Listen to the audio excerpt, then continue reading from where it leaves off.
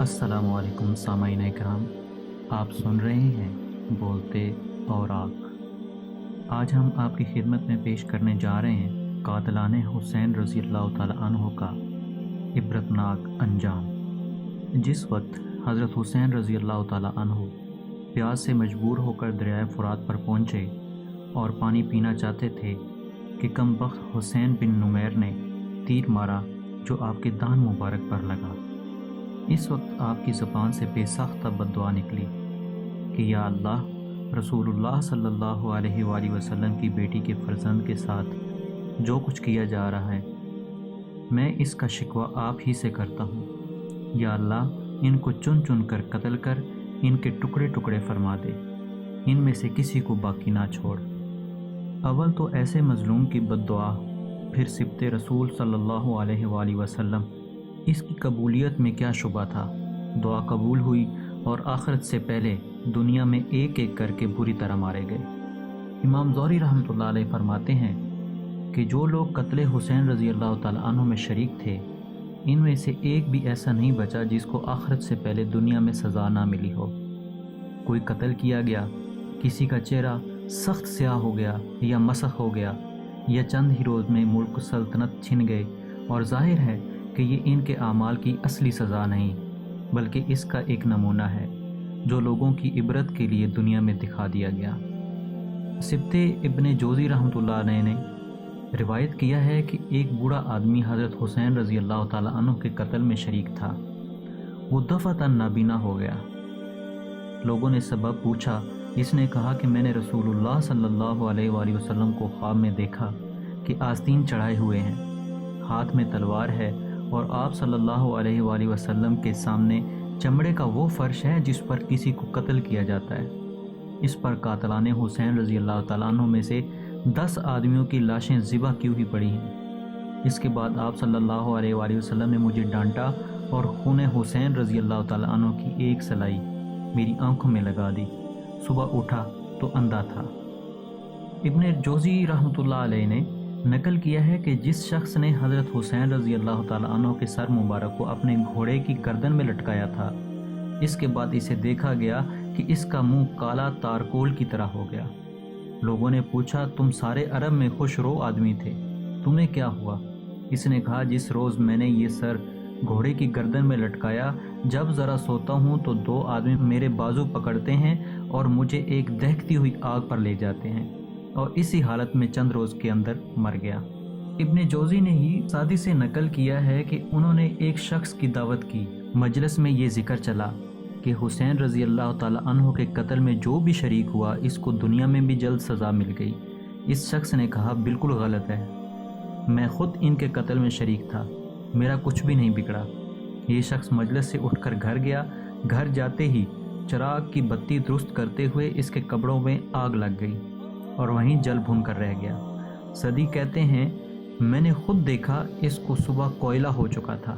جس شخص نے حضرت حسین رضی اللہ تعالیٰ عنہ کے تیر مارا اور پانی پینے نہیں دیا، اس پر اللہ تعالیٰ نے ایسی پیاس مسلط کر دی کہ کسی طرح پیاس بجھتی نہ تھی، چاہے کتنا ہی پانی پیا جائے، پیاس سے تڑپتا ہی رہتا تھا، یہاں تک کہ اس کا پیٹ پھٹ گیا اور وہ مر گیا۔ شہادت حسین رضی اللہ تعالیٰ عنہ کے بعد یزید کو بھی ایک دن چین نصیب نہیں ہوا۔ تمام اسلامی ممالک میں خون شہداء کا مطالبہ اور بغاوتیں شروع ہو گئیں۔ اس کی زندگی اس کے بعد 2 سال 8 ماہ اور ایک روایت میں 3 سال 8 ماہ سے زائد نہیں رہی۔ دنیا میں بھی اس کو اللہ تعالیٰ نے ذلیل کیا اور اسی ذلت کے ساتھ ہلاک ہو گیا۔ قاتلان حسین رضی اللہ تعالیٰ عنہ پر طرح طرح کی آفات ارضی سماوی کا ایک سلسلہ تو تھا ہی۔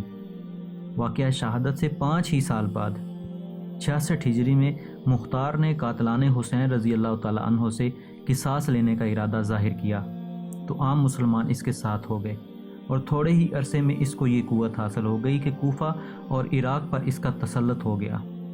اس نے اعلان عام کر دیا کہ قاتلان حسین کے سوا سب کو امن دیا جاتا ہے، اور قاتلان حسین رضی اللہ تعالیٰ عنہ کی تفتیش و تلاش پر پوری قوت خرچ کی اور ایک ایک کو گرفتار کر کے قتل کیا۔ ایک روز میں 248 آدمی اس میں قتل کیے گئے۔ وہ قتل حسین رضی اللہ تعالیٰ عنہ میں شریک تھے۔ اس کے بعد خاص لوگوں کی تلاشی اور گرفتاری شروع ہوئی۔ عمر بن حجاز زبیدی پیاس اور گرمی میں بھاگا، پیاس کی وجہ سے بے ہوش ہو کر گر پڑا، ذبح کر دیا گیا۔ شمر ذی الجوشن جو حضرت حسین رضی اللہ تعالیٰ عنہ کے بارے میں سب سے زیادہ شکی اور سخت تھا، اس کو قتل کر کے لاش کتوں کے سامنے ڈال دی گئی۔ عبداللہ بن اسد جہنی، مالک بن بشیر بدی، حمل بن مالک کا محاصرہ کر لیا گیا۔ انہوں نے رحم کی درخواست کی۔ مختار نے کہا، ظالموں، تم نے سبط رسول صلی اللہ علیہ وآلہ وسلم پر رحم نہ کھایا، تم پر رحم کیسے کھایا جائے؟ سب کو قتل کیا گیا۔ اور مالک بن بشیر نے حضرت حسین رضی اللہ تعالیٰ عنہ کی ٹوپی اٹھائی تھی، اس کے دونوں ہاتھ پیر قطع کر کے میدان میں ڈال دیا، تڑپ تڑپ کر مر گیا۔ عثمان بن خالد اور بشیر بن شمیت، انہوں نے مسلم بن عقیل کی اعانت کی تھی، ان کو قتل کر کے جلا دیا گیا۔ عمر بن سعد جو حضرت حسین رضی اللہ تعالیٰ عنہ کے مقابلے پر لشکر کی کمان کر رہا تھا، اس کو قتل کر کے اس کا سر مختار کے سامنے لایا گیا، اور مختار نے اس کے لڑکے کو پہلے سے ہی اپنے دربار میں بٹھا رکھا تھا۔ جب یہ سر مجلس میں آیا تو مختار نے حفص سے کہا، جو اس کا بیٹا تھا، تو جانتا ہے یہ سر کس کا ہے؟ اس نے کہا، ہاں، اور اس کے بعد مجھے بھی اپنی زندگی پسند نہیں، اس کو بھی قتل کر دیا گیا۔ اور مختار نے کہا کہ عمر بن سعد کا قتل تو حسین رضی اللہ تعالیٰ عنہ کے بدلہ میں ہے، اور حفص کا قتل علی بن حسین رضی اللہ تعالیٰ عنہ کے بدلے میں۔ اور حقیقت میں یہ ہے کہ پھر بھی برابری نہیں ہوئی، اور اگر میں 3/4 قریش کو بدلہ میں قتل کروں تو حضرت حسین رضی اللہ تعالیٰ عنہ کی ایک انگلی کا بھی بدلہ نہیں ہو سکتا۔ حکیم بن طفیل، جس نے حضرت حسین رضی اللہ تعالیٰ عنہ کے تیر مارا تھا، اس کا بدن تیروں سے چھلنی کر دیا گیا، اسی میں ہلاک ہو گیا۔ زید بن رفعت نے حضرت حسین رضی اللہ تعالیٰ عنہ کے بھتیجے مسلم بن عقیل کے صاحبزادے حضرت عبداللہ کو تیر مارا۔ اس نے ہاتھ سے پیشانی چھپائی، تیر پیشانی پر لگا اور ہاتھ پیشانی پر بندھ گیا۔ اول اس پر تیر اور پھر پتھر برسائے گئے، پھر زندہ جلا دیا گیا۔ سلام بن انس، جس نے سر مبارک کاٹنے کا اقدام کیا تھا، کوفہ سے بھاگ گیا، اس کا گھر منہدم کر دیا گیا۔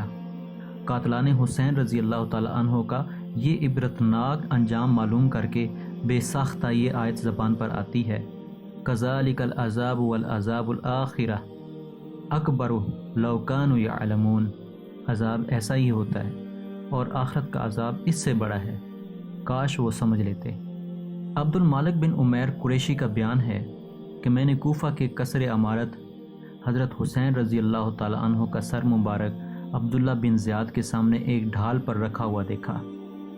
پھر اسی قصر میں عبداللہ بن زیاد کا سر کٹا ہوا مختار کے سامنے دیکھا۔ پھر اسی قصر میں مختار کا کٹا ہوا سر مصعب بن زبیر کے سامنے دیکھا۔ میں نے یہ واقعہ عبد المالک سے ذکر کیا تو اس نے قصر کو منحوس سمجھ کر یہاں سے منتقل ہو گیا۔